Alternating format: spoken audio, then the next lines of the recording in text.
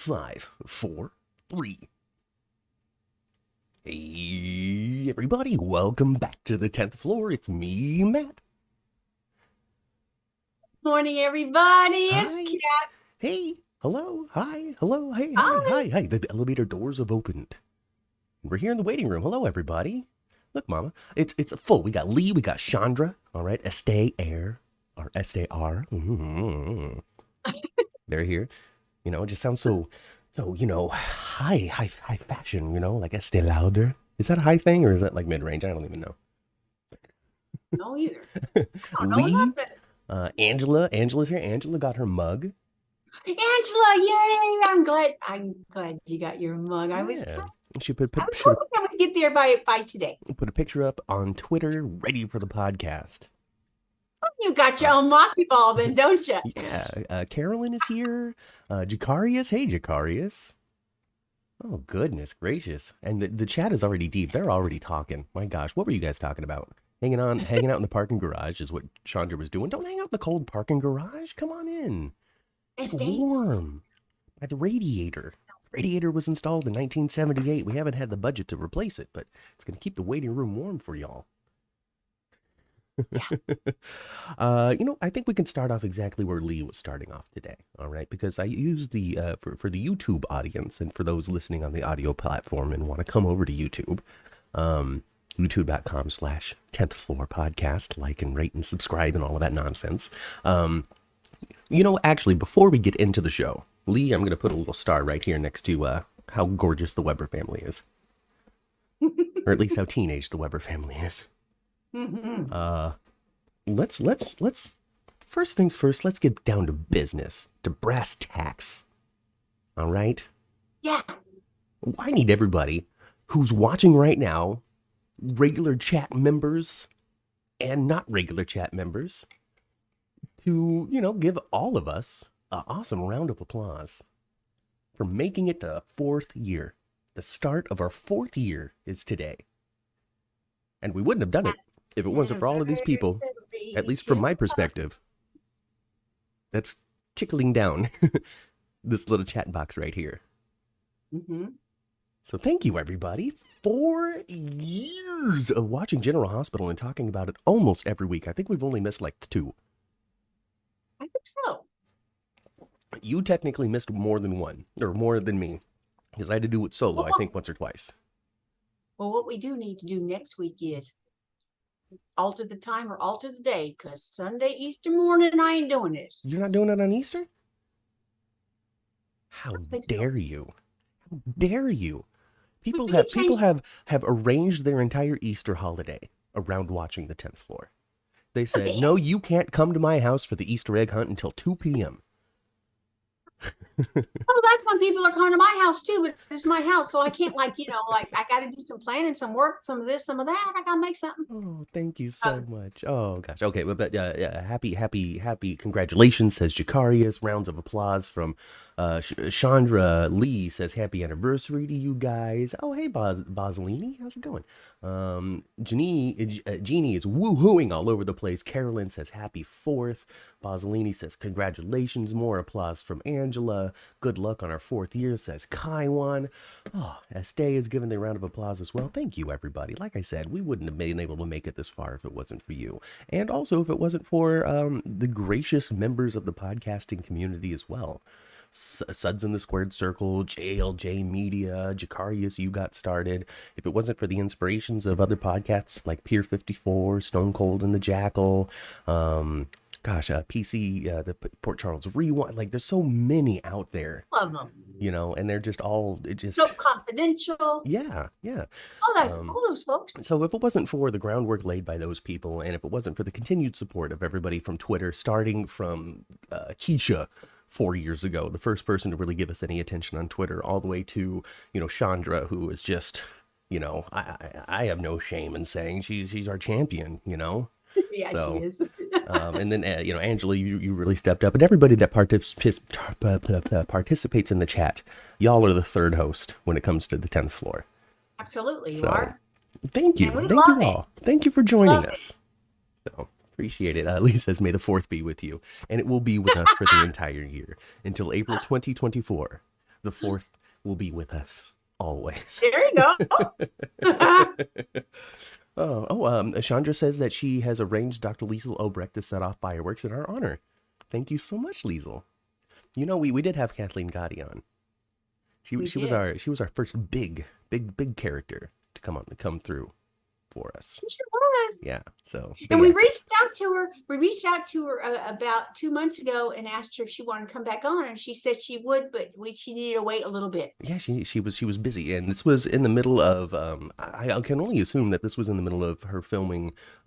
Basically, the intensity of what we've seen Liesel go through. With the blood transplant and the drama and the Scotty. Yeah, and the bone marrow transplant doesn't actually happen till next week, I guess. Scotty's got to go up there and sing some sort of romantic song to his schnitzel. I need Scotty up there. That would be cute. When the moon hits your eye. I don't know what's the perfect Scotty Baldwin romance song to sing to Liesel at the 60th General Hospital Anniversary Nurses Ball, folks. Let me know in the chat. I think it's something Scotty-licious. You can't resist me. I'm so bootylicious. Like, I don't know what it would be. What is it? Is it some sort of like Backstreet Boys song? That makes me larger than life. Like, what is it? Where can I find that Kathleen podcast? I really need to rip it because the Kathleen Gotti podcast was, probably 2 years ago now. It's pre-YouTube. It was pre-YouTube, so that's going to be found on our podcasting platform, which you can find the podcast on pretty much any podcasting app out there. And if you can't find us, well, you're doing something wrong. At this point, you're just doing something wrong. It's a good idea, Matt. You should, I don't know. But yeah, I can do that. I remember when we pulled up the Zoom for it, and she goes, oh, and she was like doing her hair and stuff, and I'm like, oh no, this is just audio. And she goes, oh. And they're just kind of slumped. Like, oh, good. I don't need to present. I just need to talk. Great. Well, we'll have to tell her when she come back on. Oh, girl, people are saying it now. That's a part of the spiel. You know what I say? I say, hey, we do a podcast. We've had so and so and so and so and so and so on, and the chat is just loves the show and isn't hateful and just appreciates what everybody does, and it's a good time, to sit down for an hour on a Sunday morning.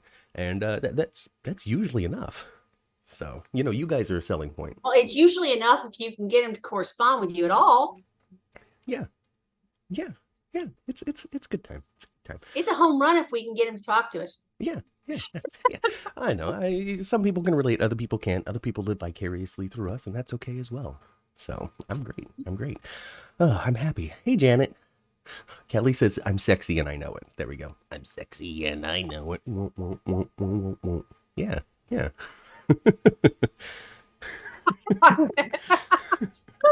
Oh, goodness gracious. Oh, what's that stupid song? Oh, I'll think about it later. Oh, Chandra suggests I'm Too Sexy by Right Said Fred.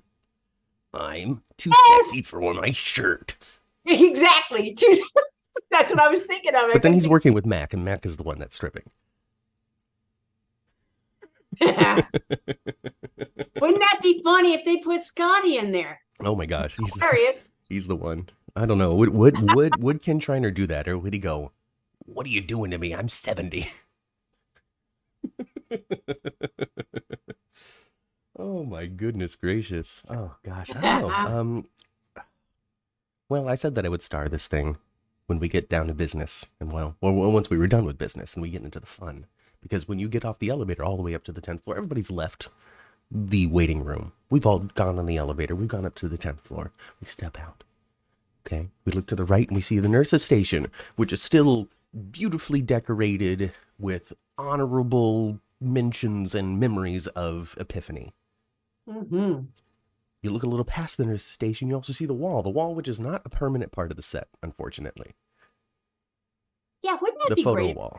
The photo wall was just always there. That would be cool. They put that in storage and they wheel it out when they need it. But that's not a part of it. That would be great if it was a permanent part. But it does, it would block a section of filming area. Regardless, you look that, you see they've updated it. Mm-hmm. Nurse Epiphany Johnson. right there. Yes. Love you, always remember you. But then you swing your head over to the right and you can see on the couch of the 10th floor, practicing for their poses at home, the entire Weber family. Sans grandma and grandpa. No Grams, no Jeff, no Carolyn. But we got Elizabeth, Cameron, and the other boys. Rocco and Jake, which I used for the thumbnail, which is a great first thing to start off. Wasn't it nice? Was it nice? Did you think it was nice? Or did you think those kids are like too 14 to be on TV? The boys? The younger boys? Yeah. I liked it. It's so weird for me because we saw Hudson West as a little kid, and we're seeing Hudson West transition into an adult. And he's in that stage where he's just all stretched. Mm-hmm. And it's so uncommon to see on television that sometimes it's a little distracting for me. It is because, it is that whole stage of, between the ages, depending on the kid, between the ages of 11 and 15. Sometimes that can't be, sometimes that's kind of it's hard. It's a hard time to be on TV. It's a hard time to be alive. It's hard. And let alone go out there and subject yourself to random podcasters who are 3 times as old as you saying you look stretched on TV. Like, it's just not a fun thing. Even when I'm trying to be kind and respectful and just observe and comment, it's still not exactly a nice thing to observe and comment on. Awkward time, It's a very awkward time. But kudos to him, because I know that Hudson West really throws himself out there and he wants to make it. He wants to be an actor. And he loves the part that he plays on General Hospital, would love to be on the set more often. I remember him being on Dancing with the Stars, the children version. I sure do remember He was only on for a couple of weeks, but he was on there and he was sitting there. He's like, I'm Hudson West. I play Jack Weber on General Hospital. And he was just like, look at me. I'm a little actor boy. Yeah, it was cool. Yeah, it was cool. It's nice to see him. And it's nice to see that they haven't recast him because they recast the other one, Aiden. He's the same Aiden as last time he was on. But not the same Aiden as the one that was being called Gaydon in school and had the princess pencils and discovered bacon. That little dude, that's obviously a very different little child. He looks quite different too. Yeah. And that's what, like a 13-year-old kid, and then Jake is 16, I guess, maybe 15. Is it like 12 and 15? I don't even know. Does it matter? I would say so. 13 and 15, something like that. Yeah. Maybe even 16 and 14. I don't know. But the young man that's played in Aiden, see, they were almost about the same size on TV this week. Right. So Aiden's gonna pass Jacob. Oh yes, Amelia. Not to forget Nika Taylor as well. Honors remembrances to Nika Taylor, who passed away as well. Thank you for the reminder. Yes, and if you listen to us midweek, we did talk about her quite a bit. Yeah. On with Thursday of this week, I think we got together and just discussed the Epiphany episode. And we just talked about Epiphany episode and Sonia, of course, and we did talk about Nika as well. Yeah. So go back and watch. Yes, but yes, we do. Yes. He's 6'7" now. Who's 6'7"? Says Kelly. Oh, there was a kid in my son's kindergarten class who was over 5 feet tall. Says Kelly. He's 6'7" now. How old is he now? Huh? What are you guys talking about? Yeah, but I did like seeing all the Weber boys, and I think it was very, very appropriate to have all 3 of them on there before Cameron William takes off. Yes. Yeah, it was good. And we got a photo. We got to give people with it, and also it's tangentially connected to the 60th anniversary. We got to see Elizabeth and her boys on TV for this. Yes. So that's nice. That's nice. I have nothing to complain about. And like I said, I'm happy that little, Hudson West is still, and he's not little anymore, but I'm happy that they're still using Hudson West. And he was the same. He was even from the Chimera days. Yeah. He was a little hypnotized boy. Like when he came back to life, like he's always been Jake pretty much. He's been Jake since Jake was found out that he wasn't dead. Yeah. So found out that Grandpa Helena had just accidentally kill him after all. Oh my gosh, jeez, poor Luke. I know that guy's gone through the ringer. I know it's in fashion to hate on the character, but they really did a lot with him. He went through a lot. There was a lot of Luke Spencer stories, and they weren't all, about how bad of a human being he could be. Some of them were about how good of a human being he could be. Yes, they were. So, Yes, they were. I don't know, mind. Do you think he's bound to show up by the end of this 60th anniversary nurses ball? Because the cover is blown. Clearly, something is going to have to go into motion now, either from Anna and Valentin or from Victor, and it's going to have to happen at the nurses ball. Because why else wouldn't it? The 60th anniversary is the only reason for Tony to leave the continent he's on. Right? Yes. I mean, that is the reason. And why would they make him Luke's death is basically the beginning of the storyline. Yeah, it's sort of Uncle Victor. Yeah, it's sort of what brought all the characters into it. Yes. Something is wrong. Luke Spencer would never just die. Right. So, I mean, it would be, like I said before, I don't care. I want 15 seconds of him. I don't care if he has bald head, hair down to his butt, one eyebrow. I don't care. One eyebrow. I want to see Tony Geary. What? She's like, I didn't want the left one anymore. I felt like it was more stylish to only have one eye, so I removed the left. I'm just saying. What the heck? Hey, Daisy. Like he was last time, he had half his head shaved and this was over here and this all this bi-level do and he was purple and everything. I didn't care at all. Wolfgang is here too. Hey, Wolfgang. Oh my goodness. Angela says, I think the best that we can hope for is a video cameo. But that's what we're getting from Helena recently. Just kind of sitting there. We got an audio cameo from Monica this week. We sure did. So I'm with it. It's fine. It's okay. He doesn't need to fly all the way back to the United States. That's trouble and money and stuff. Just have them send you a check. Just Venmo me my payment, and I will send you an iPhone video of me saying, I got you this time, Victor. Whoever you're played by this time, I've never seen you before in my life, except for that other show called The Nanny.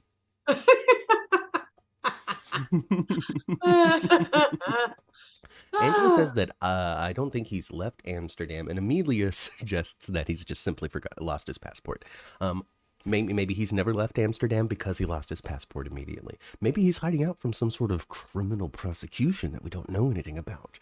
Maybe Anthony Geary is leading a real-life soap life. He's got the real diamonds. He stole them from the set. He's got wouldn't it be something if he actually does have? He kept the one piece that Victor has been looking for.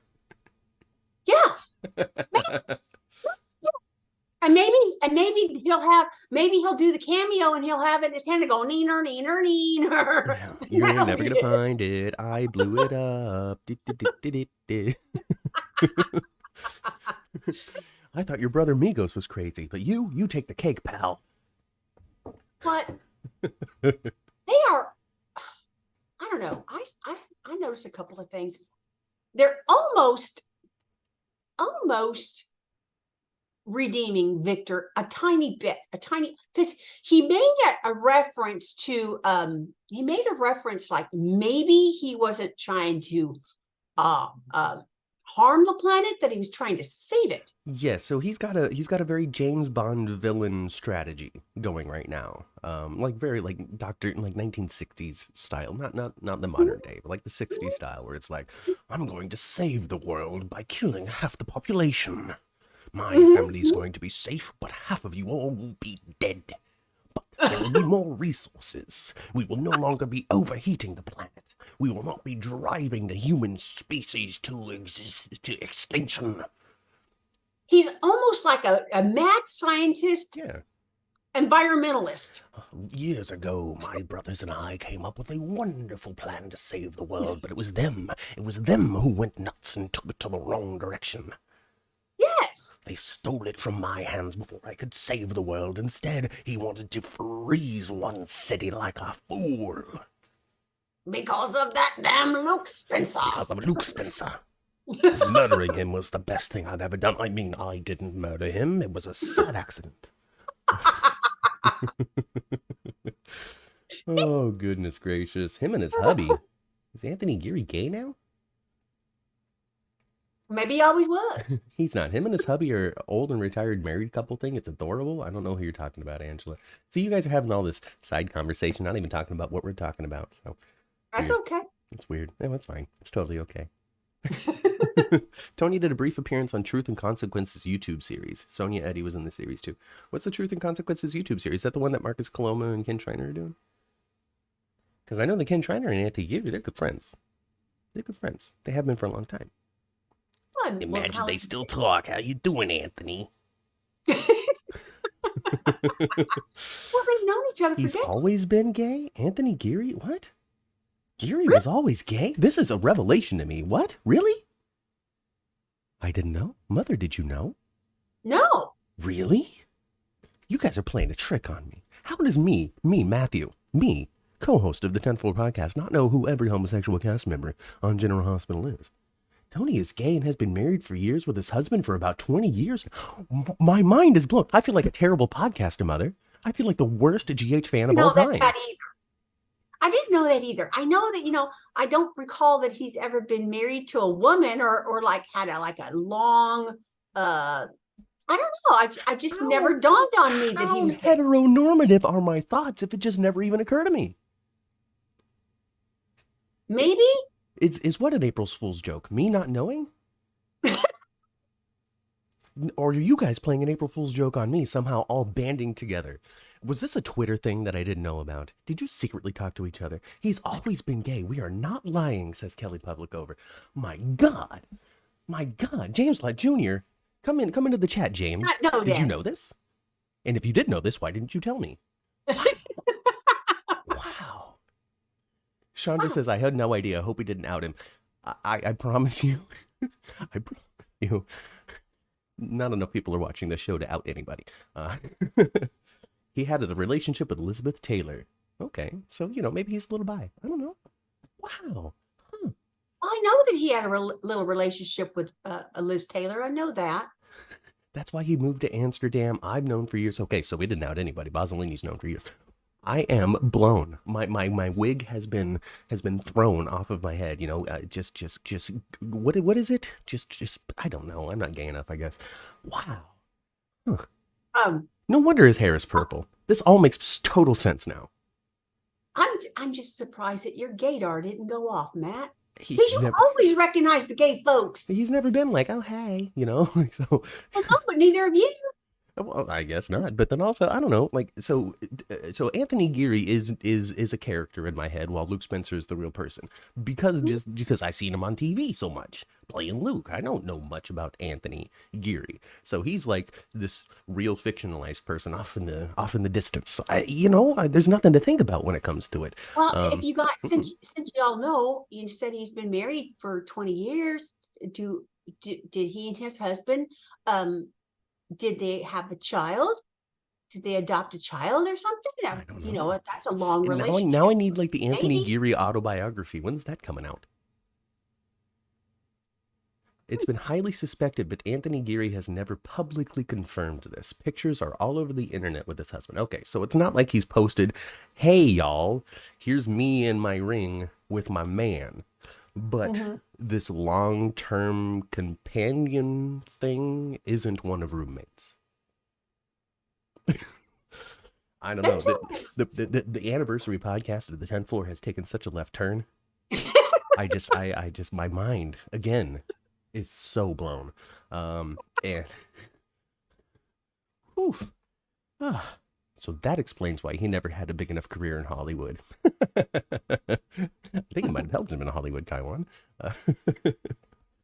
Oh, goodness gracious. And yes, Lisa Lobrecht's natural hair color is blonde. Yes, it is. I don't know what to do. I don't know what else to talk about other than Anthony Geary's personal life. There's countless articles about Tony Geary being a bi king. By king, huh? There's so much research I'm going to have to do. And now we're going to have to do a special Thursday episode about how gay Anthony Geary is. Man, I didn't realize. Like, what an icon. What a missed opportunity so far, because me, listen, I'm not like the most gay expert of all time or anything. Okay, there's plenty of things that I don't know, but I figured I would have known this, especially given the accessibility of soaps to the gay community. We love them. We love campy nonsense. Okay, to I don't know. I don't know if I appreciate it or want more, because the level of me appreciates the fact that he's just lived his life and it's never been a thing. But then also part of me says, you are Luke Spencer, one of the most famous daytime characters of all time, and you are not out there championing in any sort of obvious way for the community at large. I don't know. I don't know how I feel. Am I mad? It's Am I just inspired? like maybe Tony has always had the same attitude all along. It's just leave me the hell alone. Let me live life. I mean, that's probably it. I mean, so he is of a particular generation, and of that particular generation, being out loud and proud is not necessarily high on the list of things to do. Well, when he started his career, actually, that could have ended his career. Back then, it could have, Matt. It could have. It absolutely could have. It probably would have, especially since he was this big, romantic lead. And really, nobody cares. I'm surprised. I'm surprised because of what I said. Like what a prominent daytime actor and character. To learn that being a member of the community, that could be a very inspiring thing. I think that it's important for people to know when folks who find themselves in groups that are othered, so to speak, in their life, when they achieve an immense level of success, knowing those details about those people, I think can be very helpful to the world at large. So it doesn't matter per se, right? But it does matter in the grand scheme to a degree. I hope I make sense with that. It can be very encouraging. Yeah. It doesn't necessarily matter to the character of Luke or the overall career of Anthony Geary, but it could matter to somebody else who looks up to it or wants to just know that there's opportunity out there for people. And that's why, Pride events are very important too. When Pride comes around and people are like, why do you need to go out and parade? Just be you. What does it care? What does it matter?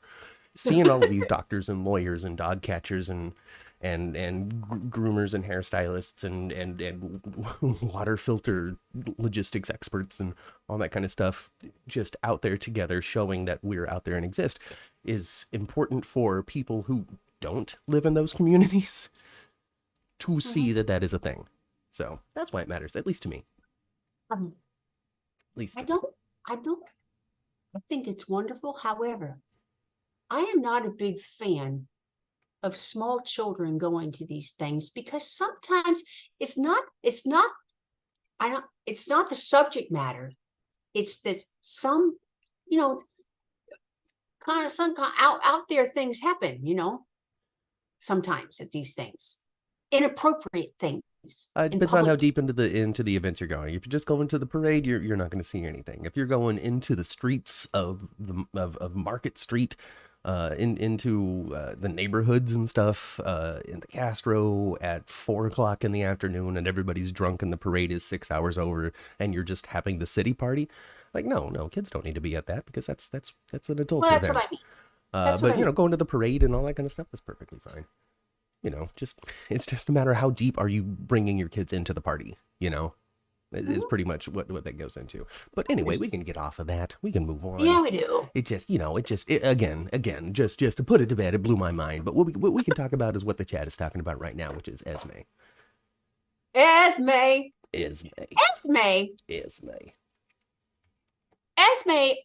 do still think Esme doesn't recall, but she's starting to show her true colors. So I think Spencer really hit it on the head. You don't have your memories, but you still have the same personality.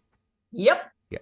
Yeah. So she's starting to get snarky and bitchy and highfalutin, isn't she? Well, I mean, but in response to the biggest dick on the freaking show right now, my God.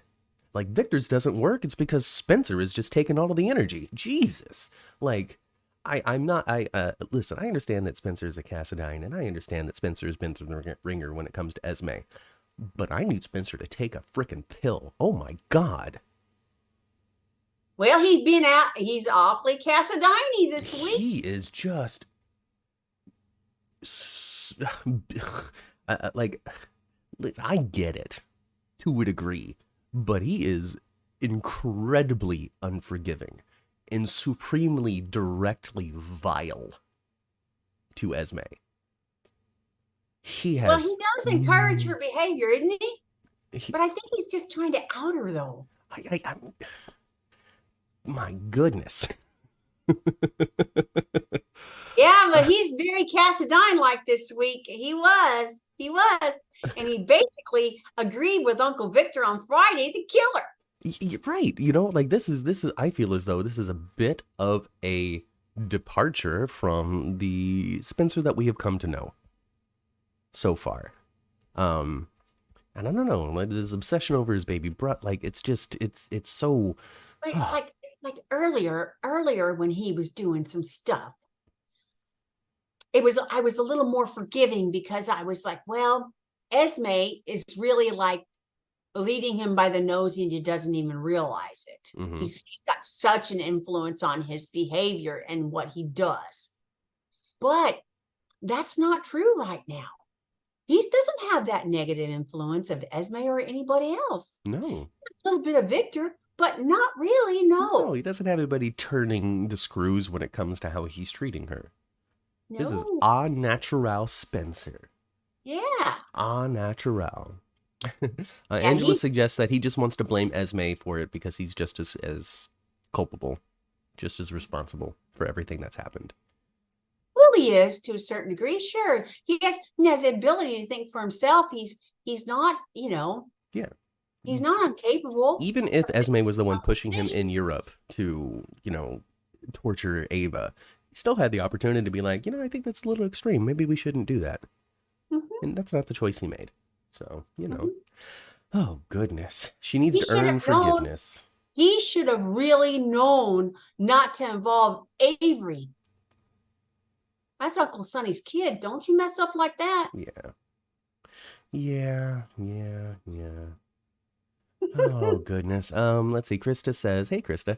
Krista says, Esme has amnesia, but her instincts are firmly intact. Her core is what defines her, not her memory. And her core is not as innocent as she's portraying. And Daisy follows that up by saying that she needs to earn forgiveness. I mean, yeah, she can earn forgiveness, but how does she earn forgiveness when she's really not given any space to do anything? Well, I think she's going to wind up not doing good things. I don't think she will eventually remember who she is. I do. But she's messing up. Well, I mean, I don't know, because I'm really I'm tossed and I'm turned when it comes to this particular situation. Because if they had suggested not living above Kelly's and said, we're going to get you a 2-bedroom apartment for you and Ace. Mm-hmm. Rather than you have to go live in Kelly's and we're going to take Ace. Mm-hmm.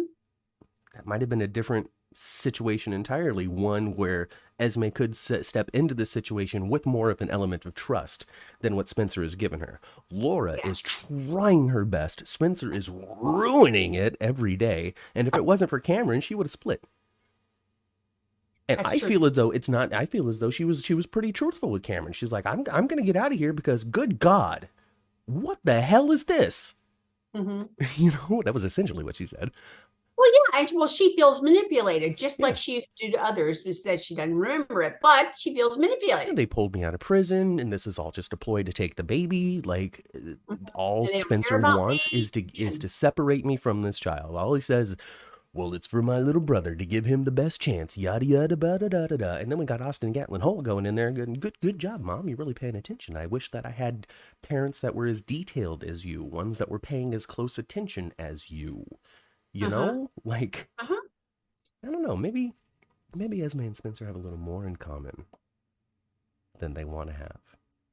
Maybe the triangle isn't going to come from Cameron. Maybe Esme's future is with Spencer. Well, as they essentially raise this kid together. Well, he needs to think about that because he keeps on acting like Cassadine. He will lose Trina. Oh, yes, he will.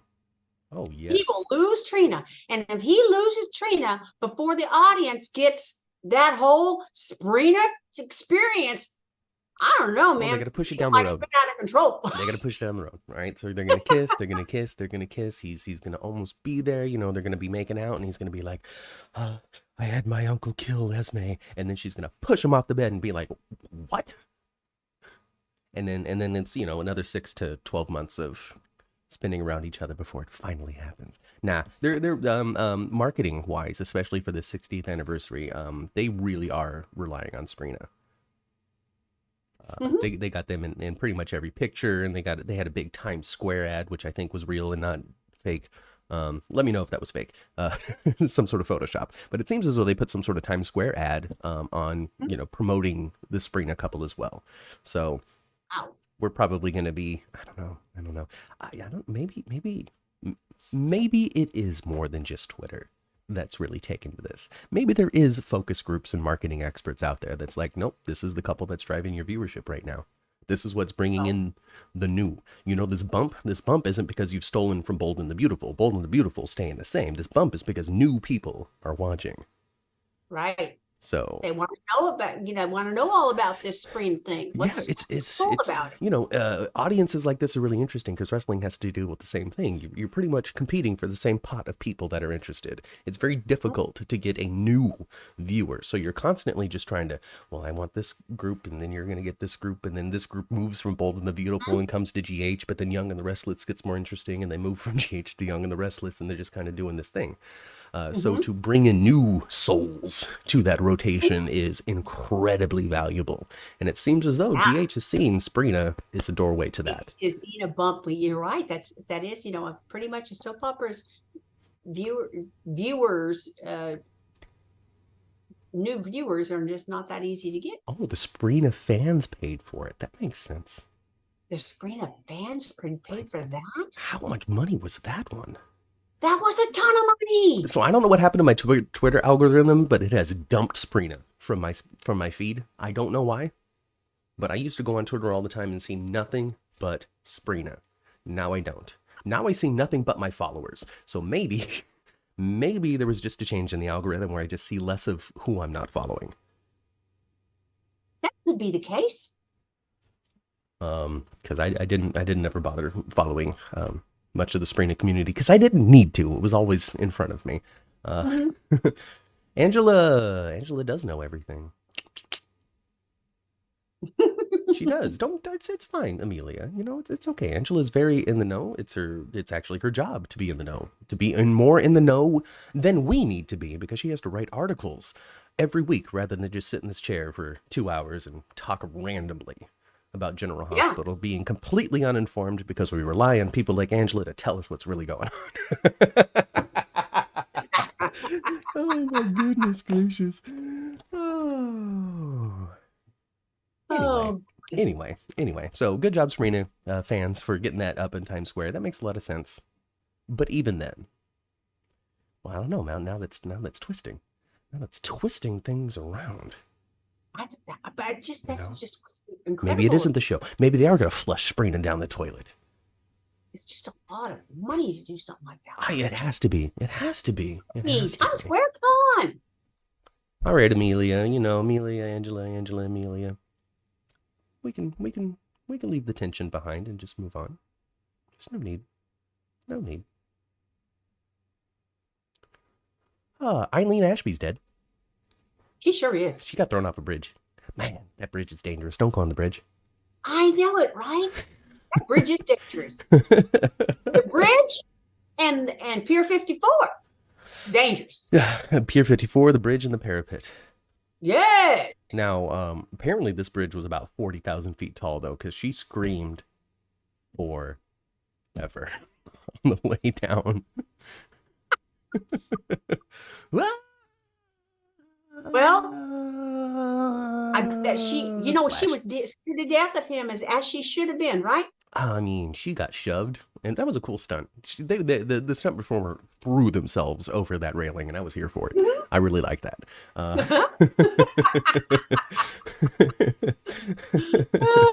Sprina brought in the young black female viewership. Well, good for it. All right. Absolutely. All right. But yeah, Eileen Ashby's dead. Of course, this was an inevitability. We knew that she wasn't going to survive the story, right? There was no way she was just gonna be like, I'm out of here. I'm moving. No. No. Highest footbridge ever. Yeah, what, Melissa? just hella high. But she threw herself over there. We knew that she was gonna die. She played her part. The operation is blown. Eileen is dead. Don't get involved in criminal ties, folks. It's not gonna end well. Well, they brought her on. They brought her on to kill her. Oh, definitely.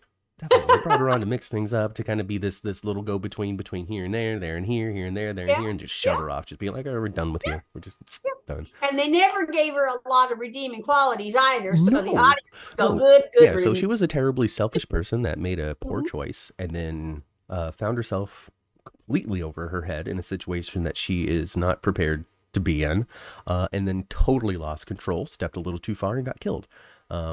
Perfectly reasonable story, and I think that the actress who played Eileen Ashby actually did a pretty good job. She was, I can't say that she brought the same level of quote-unquote realness as our main cast tries to bring to the performance, but I was here for the cheesy campy that she kind of brought, with like the ghost sequences with Anna and Felicia, and just being her. Yeah. You know whose performance I really loved going around Ashby was Jeannie Francis Laura. Man, the guilt across her face, the fear, the guilt, just, oh my gosh, you could really read it on Jeannie's face, big time. And fear. Yeah. Fear. Yeah. And she probably came to the conclusion too that Uncle Victor's got to die. I don't know. Would Laura ever come to that conclusion? Yes. Yeah. This is it. This is the end of the line, Victor. Yes. Not one more step. And she's got she's got a cute little pink Derringer. Because Laura killed people before. Oh gosh. She killed her daddy, didn't she? Oh, I don't know. No, Cyrus did. Cyrus ran his ass over. Oh, Cyrus. Oh, I need you. No, but Rick, though. Rick? She went after Rick. She went after Rick? Yeah. Oh, I don't remember nothing. I don't know anything about Laura. Well, that's a long time ago. Yeah, whatever. It's fine. She's a little murderer. She's killed people. Or a manslaughterer, at least. If you I mean, throw a rock and pork chop. If you put her, well, this is true of all the character of Laura. If you put her in certain danger or certain situations, yeah, she's gonna show a side of her that I'm gonna get you or something. I don't know the words of that song. Yeah, that kind of stuff for sure. For sure. Yeah, she's a survivor. She's a survivor. She survived Cyrus. And she could read people like crazy. Well, like I said, a couple of weeks ago, right here on the 10th floor, live in front of all of these adoring chat members, Laura Collins is able to read the soap landscape. Mm-hmm. It's able to read it. It's able to look at it. It's able to taste it. It's able to see the changes in the waves. Yeah, she seems to be easily look past people's facade. She sees them. Mm-hmm. I think she did kill Rick Weber, says Chandra. Didn't the memory cause her that mental breakdown? Yes. There you go. Anna should go back to spy school. What? You guys are crazy. Anna's doing a great job. Back in the day, the bridge was stone and Robin's stone bungee. Back in the day when that bridge was stone and Robin's stone bungee jumped off of it.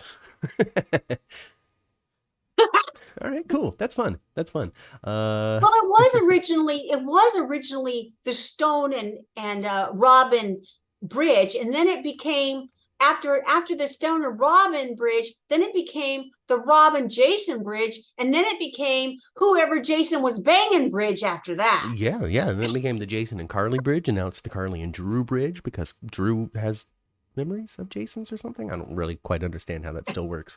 But yeah, now it's just everybody's bridge. It's like the makeout bridge. It's like Lookout Point. And it's the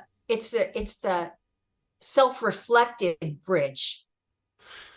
isn't it? Yeah, you go out there and you think, Uh-huh. like, It's oh the no, Ponder Bridge. I'm cold and Ponder it's so Point. foggy, but I need to think about my life. And somebody else is here. How strange. I came here to be alone, and yet I never am. Somebody else is coming out here to think as well. It's the Ponder Bridge. And it used to have a bunch of locks on it. Oh, I think that might be a different bridge.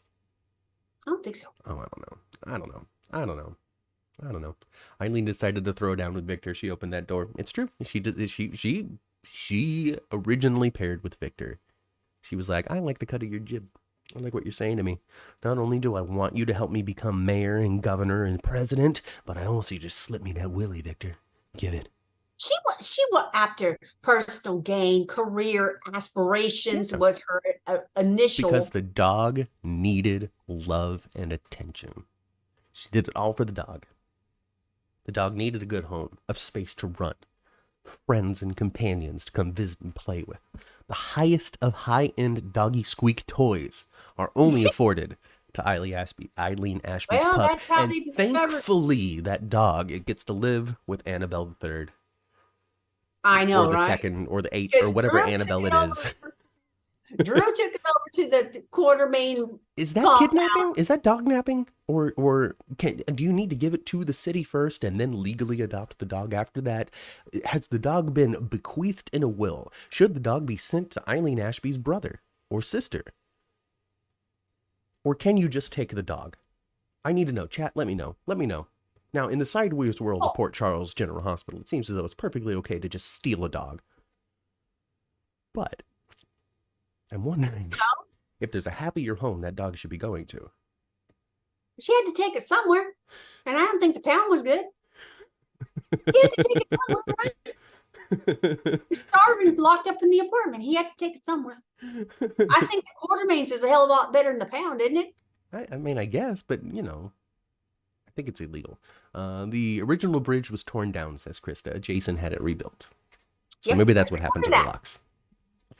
Originally, the bridge was made of stones, but it was blown up. Jason had it rebuilt. Okay, so that it used to be a stone bridge. I remember that. Stone. Oh, a stone bridge for stone. Oh. You know, Stone and Robin were rated very highly on like favorite couples of all time in General Hospital. Well, they were, yeah. Very highly, like either one or two. Like could have even been number one. And nobody cares about Luke and Laura anymore. Like they don't make lists. They don't care. Stone and Robin though, they were pretty high. Yeah, Stone and Robin are pretty high, and you know, Sonny and Brenda had a huge following, and they just still do. I think they were pretty high on the list too. Yeah. Where was Sonny and Laura on the list? Oh, I don't know. Sonny and Carly on the list. I might have even been in the 60th anniversary magazine that I saw this. I don't even remember. I'll try to flip through and see if it comes up. I think it is in there somewhere. Might have been that. It could have even been like a recent soap opera digest for the 60th anniversary as well. Which I need everybody to just buy anything that has GH on the cover, 60th anniversary, and just mail it to me. You know, do the shopping for me. I get like they tweet us. They thank you so much for the tweets of the 60th anniversary TV guide and the soap digest and all of these really cool collector's items that I would love to collect. But I'm not going to go shopping for them because it's just not my style. It's not in print anymore, is it? Isn't it? Is it not? I think they might have done it for this. Have you found the GH digest issue yet? I haven't, says Chandra. So, are they not in print? I haven't either. Maybe they're not in print. I would buy it if I see it. Yeah, I think it was a soap digest or something because I'm not seeing it in this magazine. But whatever. Oh, maybe it was a special book. Carolyn suggests it was a special print. So maybe Emily and Lucky's dogs had their own storyline when they were in the opening credits with them. Emily and Lucky's dogs had their own storyline and they were in the opening credits with them. I think I might remember Little Lucky in an opening credit with a dog. I think I do. Yes. But this wasn't adult Lucky though. This was still a kid Lucky though, right? This is a kind of like they're around the same age as Hudson. Okay, so like little 15-year. I do remember. Just and wasn't that dog's name Harold? The dog's name Harold, right? Oh, I don't even know. Harold? Is it Harold? Foster was the dog, says Chandra. Foster. If I was an actor, I'd insist on my own Pomeranian being a part of my story, says Wolfgang. Sounds like my sister. All right, I'll do the show, but I have to bring my dog. Yeah, as long as that'd be great, Melissa. Annabelle and Foster the dogs. Annabelle and Foster the dogs. Annabelle and Foster. When did everybody begin? Excuse me. My goodness. Okay, when did everybody begin watching? 1993, when Luke and Laura returned to Lucky, says Krista. Oh, forever, always. I've been watching since forever and always too. It's just been a part of our. I've been our watching since 1977. However, there are spaces and times where there's 4 years here, 5 years there that I did not watch. They're little because my life got away. Oh, goodness. Kylon says, I think the Eileen Ashby story is slightly based on a guy that ran for mayor in New York about a year ago, because that dog reference was crazy. A Republican guy that ran for mayor. So there was a Republican guy who ran for mayor, it seems. I'm trying to translate Kylon's story here. It seems as though there was a Republican mayoral candidate in New York that must have found himself dead, and they figured out that it was murder based on the fact that the dog was well taken care of. That's my guess. That's my guess as to what Kaiwan was trying to tell us. And I hope that I was always right. I hope I'm right. Well, that makes sense though. That is a big, if you got this very well taken care of dog, like they did with Eileen, and yeah, she wouldn't just take off and leave it. No, not at all. She would put together something for sure. No food, no water, just 100%. See a dog? No. Only, well, but then again, because she had called and said, I'm running away. If it wasn't for that part, then it could have just been a sad accident. But since she called and said, I'm out of here, I'm leaving, Victor will never find me. And then she immediately washes up onto the pier, just so Dex could take his shirt off, I guess. Yeah. I don't know. Whatever.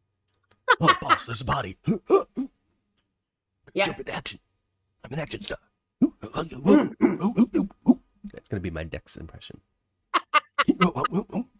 Splash. Kelly, I think it was Kelly. Was it Kelly? No, it might have been Melissa. It was Melissa. Said Kelly Splashby, or Eileen Splashby.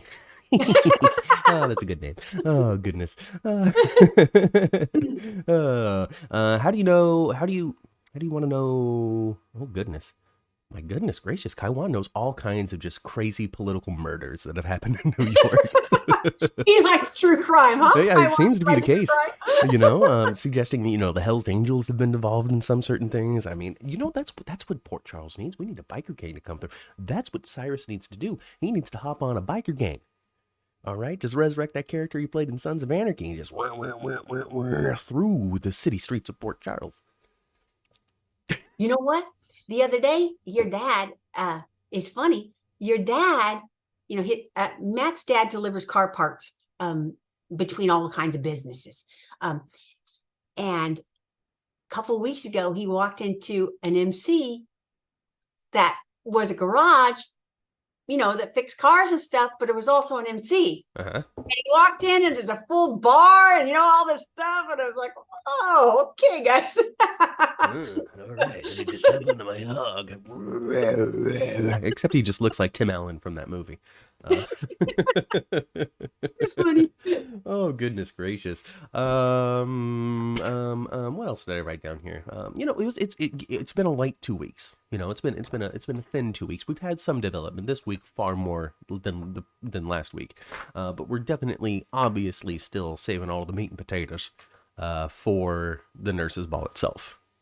Yes, because something always happens in the nurses' ball that's been said and we've seen. Well, since Victor knows that Lucy was at the Metro Court, I'm sure we're gonna definitely get some development in that area. Oh, you know what? And I didn't see. I should have recognized that guy as being, a stooge for Victor, someone watching. Oh, did Cyrus play a detective on Sons of Anarchy? That doesn't make sense. He just seems like such a biker. No, he was a lawyer or or a politician or something, but he was so good on it. He was so scary. Ooh, he was scary. Mr. Purple Shirt ratted out Lucy. Yes, Mr. Purple Shirt ratted out Lucy. Victor Cassadine, brilliant. I gotta say, that was a brilliant move, Victor. Brilliant move. You know, to just send the most innocent looking man to be like, I had a meeting with my daughter, and I'm such a feeble, confused person. But he's just looking at who's there. Yep. Ooh, Victor, I saw somebody you want to know. And he's obviously, Victor's got eyes and he gets eyeballs everywhere. He got people hanging out, just chilling. Sinister. Looking for stuff all the time. It's like a medieval fantasy trope. Is, you know, you get spies everywhere, you got eyes around every corner. I don't know, like I guess the vast fortune of the Cassadines makes it so you really could buy anybody off. Hey, sick old man, you want your next medical treatment to be covered by me? Tell me who's in the Metrocord bar. There's just almost nothing Victor wouldn't do. There isn't. He's so bad. He's so bad. Then kill a boy or two. I could stay home every night.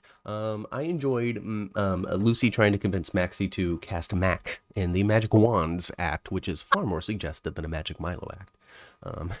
That's very more suggestive, isn't it? So Mac. That's my stepdad. No, I'm not doing that. I'm not asking it. I don't want to see it. But of course, that man's going to be sliding across that stage ripping his shirt off. Sure is. He gonna look good too. You don't work that hard at that age for so long, keeping the rig together, to not flaunt it on daytime TV as soon as they ask, right? And you know, I don't care. John J. York, he's a sexy old fool. I'm all for it. Yeah, I guess. I don't know. I don't know. Whatever. I mean, okay. So what? It's just all the dudes, right? It's just gonna be all the smexy dudes out there, is because they're just like, ooh, we're keeping the cast a secret. So I mean, I'm wondering, is there going to be a surprise face? Is it not Mac, or is it Mac and somebody else? You know, I read something real quick. Of course, I didn't read the article because I don't know what or no, but I did see something real quick that perhaps Rick Springfield's going to be there. I don't want to see Rick Springfield strip, but we can bring back Matt Cohen, who played Griffin. I'm not talking about him being a magic wand. Oh, I see. I'm talking about him, being I know it. Melissa wants to know why Felix looks like a 70s cop. And the only thing that I got to say on that, it's probably he's into retro. That's got to be it. You know, he's into retro looks. Oh, dookie mustache, didn't he? He's got the mustache. Yeah, he looks like he's going to, hop up on stage and do a Village People act at some point. Yeah, he does. The doctor. And he's beefier than he was too. Well, maybe he's just trying to go for a different look. You know, he's grown out of his twunk phase and he's just going for hunk. You know, maybe he's even going for daddy at this point. There's all kinds of different categories that gay people fall into, Ma. And he don't look like no child no more. Yeah, exactly. That's why he's no longer a twunk. So a twunk is a hunky twink, and so that's somebody that is it's so deep, Ma. I just can't. I can't explain it all to you here today. No, I guess you can't, huh? Oh my goodness gracious. Felix is doing comedy, says Kaiwan. So hey, maybe he's doing something else. Maybe he's got other projects happening. Like stand-up comedy? I have no idea. Comedy, acting, stand-up comedy. You let me know, Kaiwan. We would like to know. Yeah, any guesses on who is going to be the replacement? My guess is Griffin. I mean, honestly, okay, okay, all right, I really caught attention with this twunk thing. There's this bit on Always Sunny in Philadelphia that does a great job of explaining it. Just look it up. But if you're not into like raunchy adult comedy, don't watch the rest of that show. Just watch the bit about the different categories. Anyway, they do a good job of explaining it. Okay. 70s cop, it's fun to stay in the YMCA. Magic routine. So yeah, Griffin. I think that of all of the previous quote-unquote cast members and of those who would be interested in just sliding across the stage and taking their shirt off for a payout, I just feel like Griffin is a great candidate for that. I feel like he'd be pretty accessible for Frank Valentini. He's still, young enough. It's not like being like, hey, Dr. Hardy. Oh, I know that's a bad example, but it's not like, hey, Rick Springfield, come and take your shirt off. Like it's it seems apropos. And then he can bring in Ellie Spinelli, and Ellie can do a duet with Spinelli, or I don't know. There's all kinds of different things that could happen. Yeah. And people wanted that. People are like, hey, what's going on between Ellie and Griffin? How come that story hasn't gone anywhere? And people have to constantly remind these tweeters that it's not a story. It was just a little Easter egg.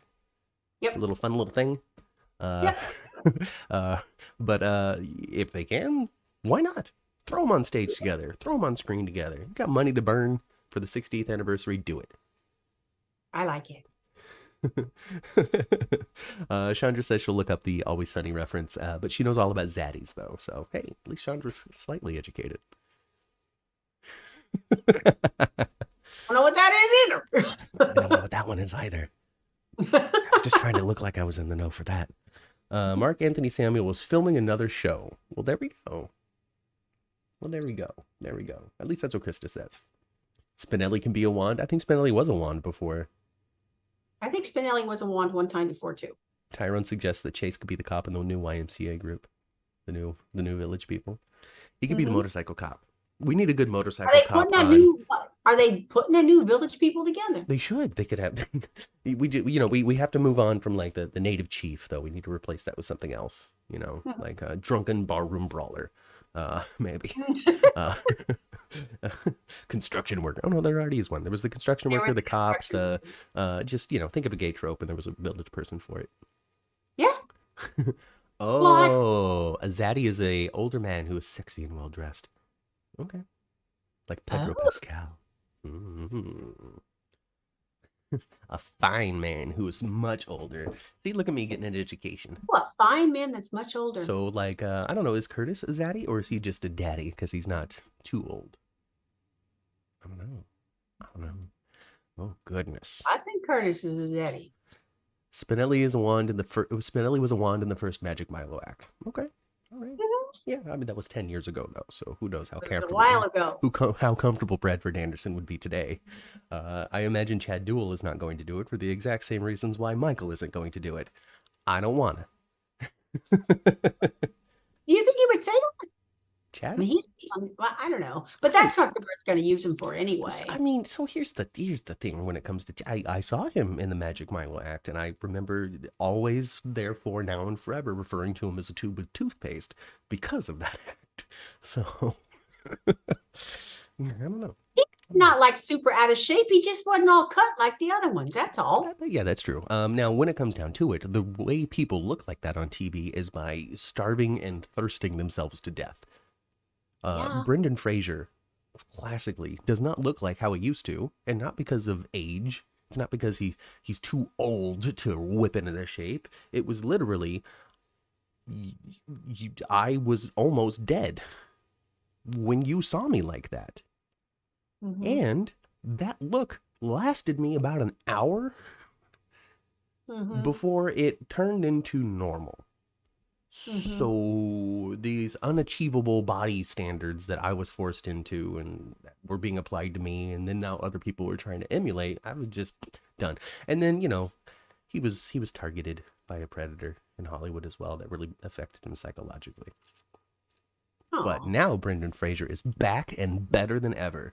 Academy Award-winning Brendan Fraser. Talk about somebody who was able to get over trauma, somebody who was able to realign their lives, and someone who has always presented a good person to the public.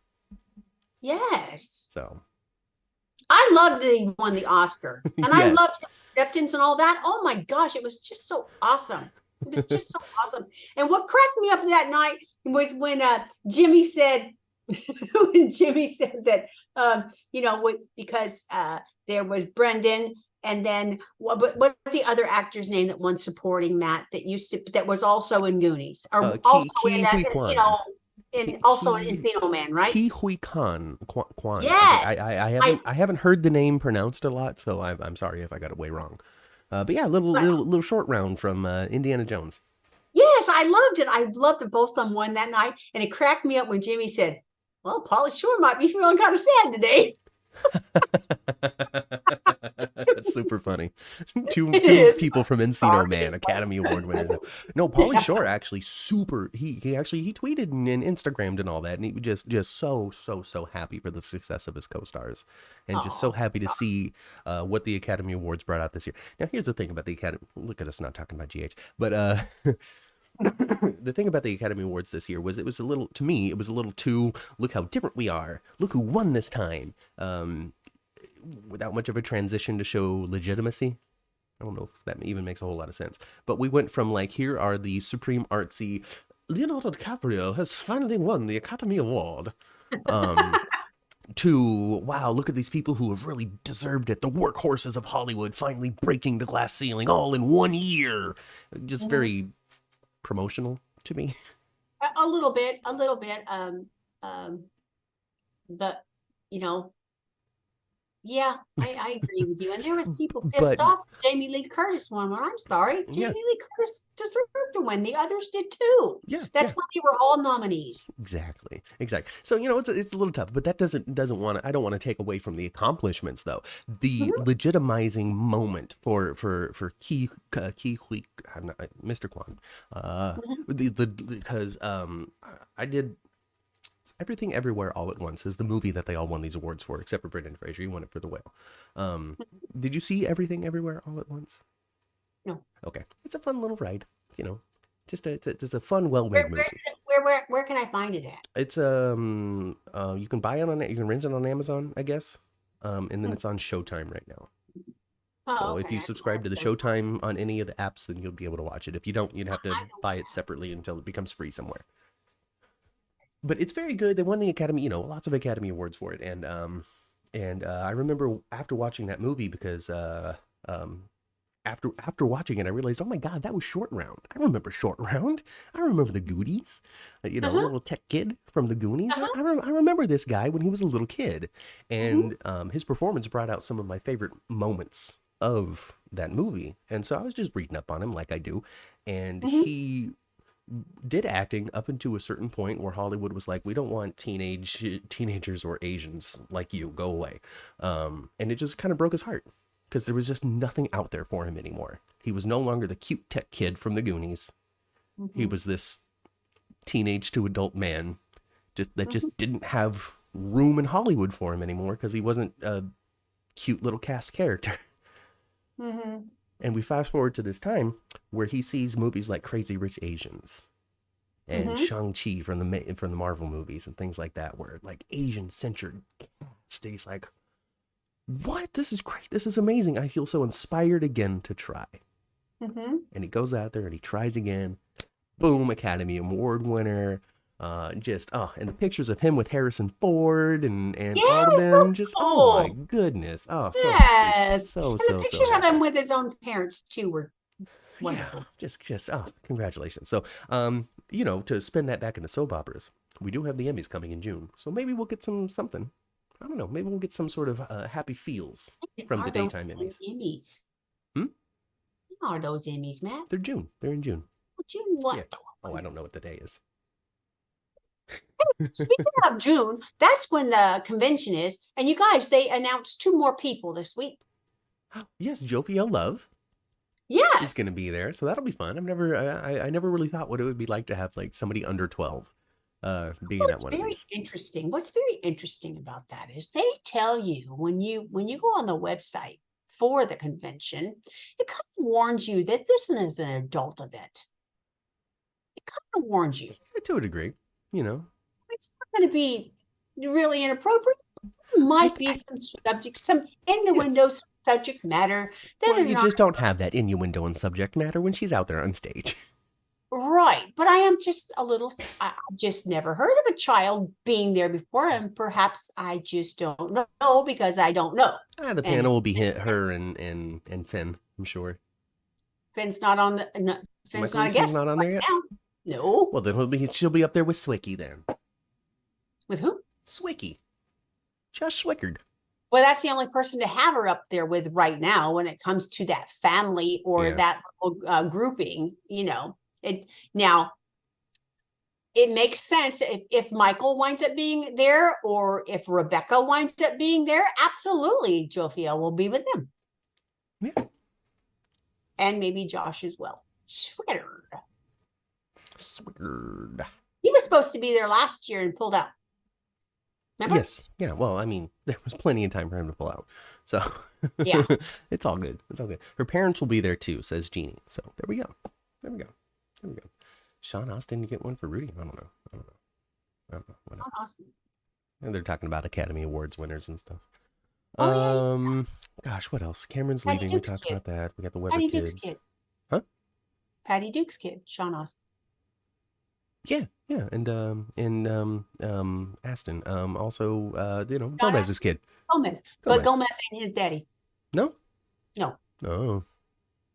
Huh. You know who is? Nope. Well, it's always been like maybe me, Desi Arnaz Jr. Oh. Unconfirmed, huh? Mm-hmm. Interesting. I don't know, Ma. I think I don't know. Because that might be it. Is that it? Is that it? That might be it, Ma. Was there anything else? No.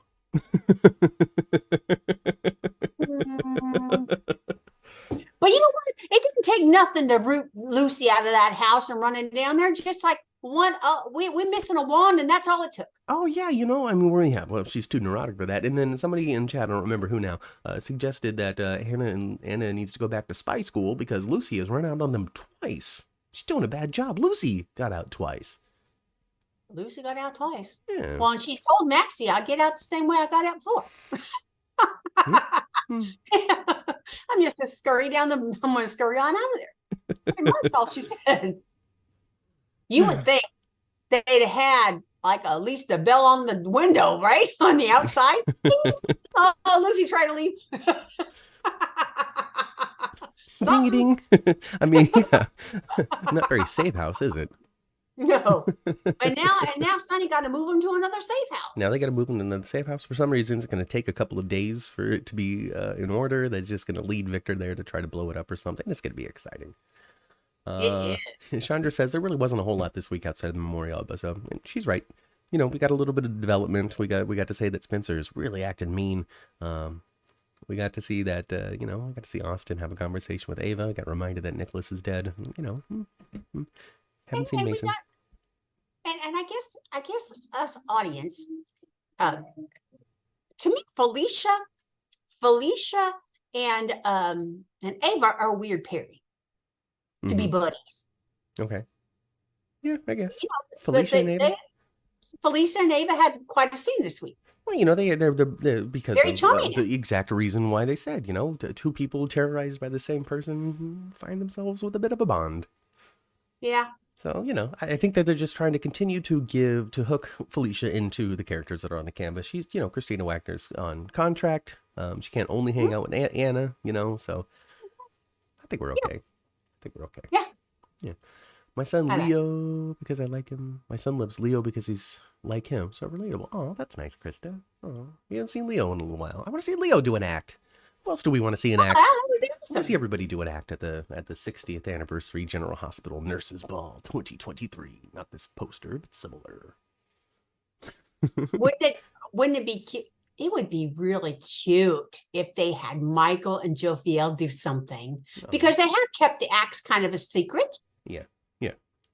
We don't know who's going to perform other than the wands, but they've kept it pretty much a secret. Yeah.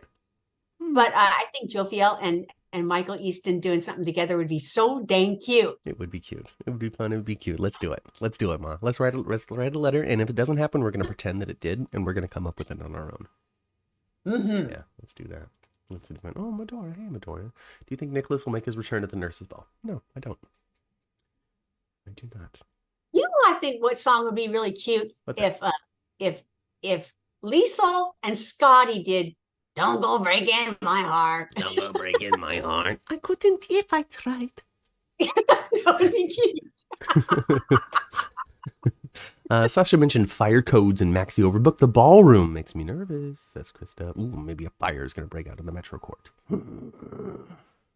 Actually, yes. You reminded me. I thought the same thing. I thought, ooh, that sounds like a building disaster going on to me.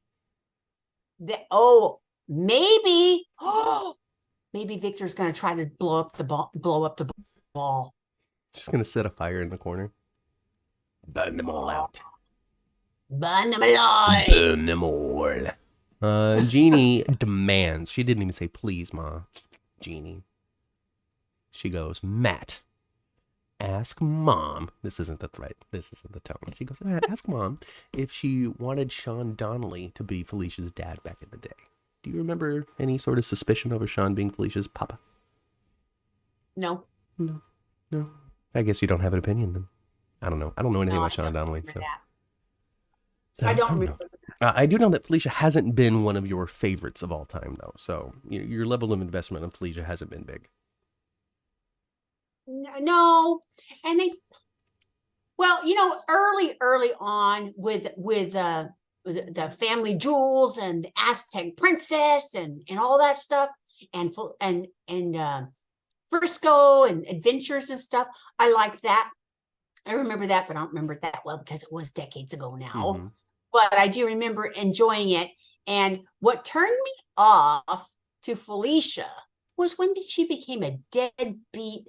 I gotta find myself, Mom. I'm sorry, girl. You find your ass after those kids turn 18, okay?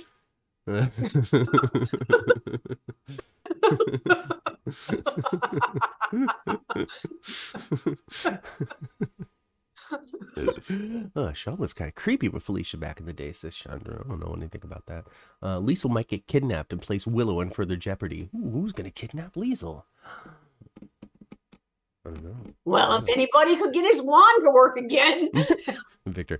I mean, listen, at this point when it comes to the Willow storyline, Liesel once upon a time. It's of my opinion when it comes to the Willow story that we just need to go ahead and end the cancer. Let's just be done with it. Yeah. Let's be done. Yeah. Let's be done with it. Let's be done with it. Just, I'm ready to move on. I'm ready to move on story-wise to something else. What are they going to do? You guys, what are they going to do to conceal that Miss Sasha has really got a baby growing in her? They're not. I'm all for them not. You think they're going to just like film her from the waist up or have like a binder in front of her? Yeah, a binder in front of her, waist up, and if it gets in the shot, it gets in the shot. There was a big photo that was posted on Twitter the other day of a shot of a obviously very pregnant Sophia Madsen in the scene. So I am all for a show like a soap that is on all year long with no breaks, no season breaks, like a regular prime timer thing. For them to just have a pregnant actress up there where the character is not pregnant. Mm-hmm. I am for it. You don't have to write in these real life things all the time. They could just be pregnant while the character is not. And I think that we as an audience and as human beings are smart enough to be able to separate it. Well, they've done that one time before where the actress was pregnant, but they just ignored it. Yeah. I think they did it with Maxie once. I could be wrong. I don't know. But I'm all for that. They did it on The Nanny, which Charles Shaughnessy is from. BB Babcock or whatever it is. CC Babcock is the character's name. She got pregnant, or the actress got pregnant, but the character didn't. Mm-hmm. They just said she got fat. And so there was just a bunch of jokes between her and she was kind of the snarky B word that nobody liked. So it was fine. It wasn't like they were making fun of her and being like body shaming or anything like that. They were just giving her back the energy that she gave all of the other characters. And so her and the I think the character's name was Nigel, who was the butler. They were always at odds with each other, constantly arguing and all that. And so they would just zing back and forth about her getting fat and all that. Oh, goodness gracious. I hope Sasha doesn't get pregnant. Nah, we're good. Sasha's not going to get pregnant. She can get pregnant by anyway. We don't need Sasha with another baby. Especially with the trauma from the first one. She doesn't need to just have some random baby. You know? They didn't use Kristen's... Yeah, there we go. They didn't use Kristen's pregnancy. Hey, I was right. Hiding pregnancy is common, says Jeannie. So hey, I'm with it. I'm totally with it. I've seen that a lot of times where they use props and they use angles and they use a lot of like you're seeing me right now, shoulders and above. Mm-hmm. Yeah, me too. I'm very pregnant. Miss Wu's the one that took away Victor's wand. You're absolutely right. Absolutely. She might have the antidote to give it back. Sonny's relying too much on Ms. Wu. That's for sure. Yeah, she is. Yeah, he is. What's Sonny? Sonny's smarter than that. He's a smarter criminal than that. Come on. I need your help, Selena. I need your help. Selena already showed Sonny that she's not to be trusted. Oh, Sonny, I'm one car bomb away from taking over the entire city. My name is Selena Wu Pikeman. Oh, hey, Nathan. Ms. Wu helped Holly with the deflating situation. Yep. Yep, she sure did. Oh, gosh. Oh, goodness gracious. Oh, my gosh. Okay. All right. Yeah. Getting on the elevator. I'm done. You getting on the elevator? I'm done. We did an hour and a half. It's 12:30, so we're good. Yep. We're good. I'm getting on the elevator, folks. We're getting on the elevator. We're gonna be done. We're gonna be done with this day. We're gonna go and we're gonna enjoy ourselves. We're gonna figure out when we're gonna broadcast next week, because it won't be Sunday. At least not Sunday morning or afternoon or night. We'll figure it out. Might be a Saturday. We'll figure it out. Who knows? Who knows? Mom and I will talk about it at some point. But for now, we're getting on the elevator. We're gonna be done. We're gonna be done. They didn't use Teresa Cristito. Oh, they didn't use Sabrina's pregnancy either. Boom. There you go. There you go. All right. Getting on the elevator, going back down to the first floor. We're going to listen to Carly and Nina continue to bicker about one another. So you're not ready to be with Sonny because you're ignoring his real life. He needs a real woman like me. Is what Carly was saying. Real woman like me. And yeah, we're gonna go back down to the first floor. You can't roll with it, can you, girl? You can't. You're too sensitive. Going into the parking garage, we're going to find our cars. We're gonna bleep. We're gonna be fine. Victor's in hiding. Hop into the car. We're going to turn our radios to previous episodes of the 10th floor, which you can find on all of your podcasting platforms. And if you can't find it, you are doing something wrong. Or I have done something wrong, and let me know. You can reach out to me on Twitter at 10thfloorgh or email at 10thfloorgh@gmail.com. In the meantime, like this video, leave a comment if you weren't watching live, and if you were watching live, reload the page when we're done and leave a comment about how much fun you had. Please. And thank you. Subscribe, comment. We really do. You can go to our buy us a coffee, send us a little Corinthos coffee, help us out when it comes to the big GH convention that we're going to be going to. The more resources we have before going there, the better experience we can make it for everybody who watches at home. And I think that's it. So go spend some time with your families. I've been Matt. I've been Kat. And we'll catch you next time right here on the 10th floor. Bye, everybody.